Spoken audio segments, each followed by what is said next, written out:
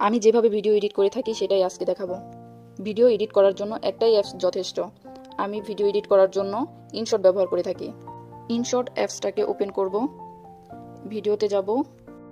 এখন যে ভিডিওগুলো এডিট করব সেগুলো আমি এখান থেকে সিলেক্ট করে নেব। ওকে, সিলেক্ট করা শেষ। এখন এখানে নিচে লেখা আছে ইনশট, এটাকে রিমুভ করে দিব। এখন একটা অ্যাড আসবে, এই অ্যাডটা দেখার পরেই আপনি কাজ করতে পারবেন। অ্যাডটা একটু শেষ হোক। ওকে, অ্যাডটা শেষ হয়ে গেছে। এখন আমাদের এই ভিডিওগুলো এডিট করব। এই ভিডিও একটাও ঠিক পজিশনে নেই। এখন এগুলাকে সব রোটেট করব, আপনাদের মন মতো রোটেট করে নেবেন। ওকে, আমার রোটেট হয়ে গেল। এভাবে ছোট ছোট যে কয়েকটা ক্লিপ আছে সবগুলাকে আমি রোটেট করে নেব।